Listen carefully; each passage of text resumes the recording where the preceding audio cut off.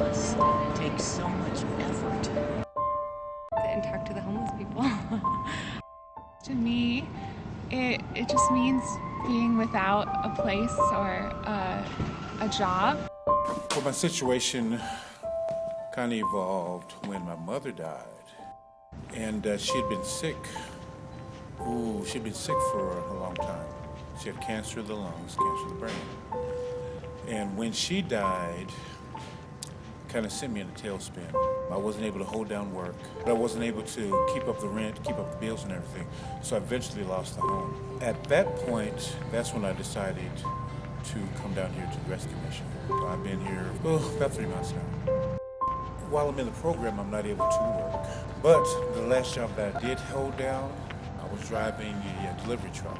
It wasn't very long because of my drug and alcohol addiction. I wasn't able to keep the job. I like to watch TV. I like to work out, get my spirits up singing, and I like to Bible study. That kind of keeps me rounded, well-rounded.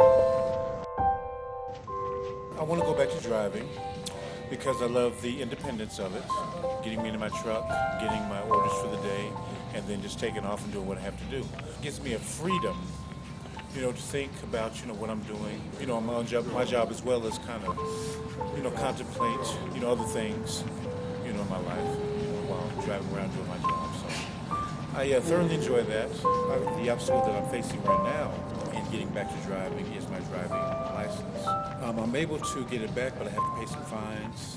And once I get that straightened out, then I have to go to truck driving school. Once I get that taken care of, then I'll graduate the program with a CDL, commercial driver's license.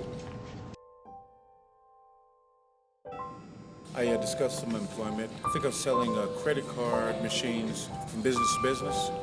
And I was speaking to him about that, and I was very encouraged about the way he was talking about it at that particular time.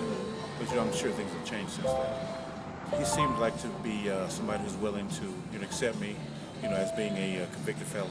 Accept me, at the skill level where I was at. I already had some selling experience. When I told him that I was a convicted felon, he kind of, drew back a little bit, not much, but you can tell it affected him.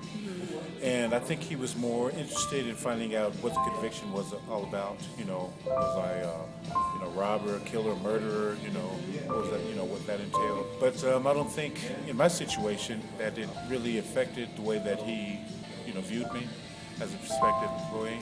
I would think not. But, maybe I'm just, being optimistic about it. Maybe I'm wrong.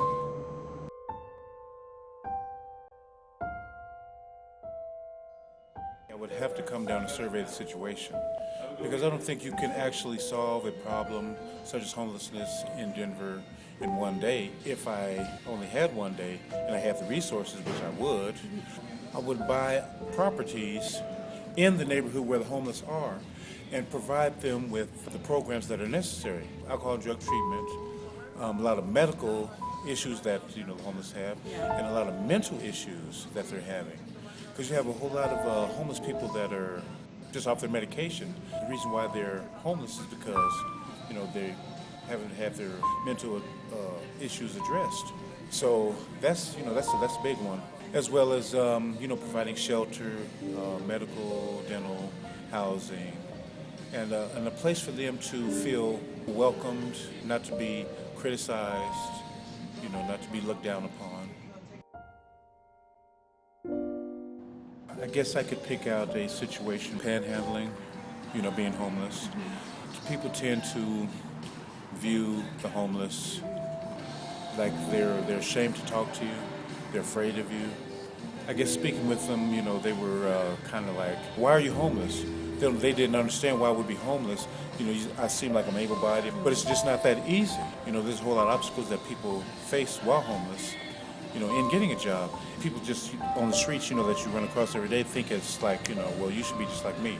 Well, it's just not as simple.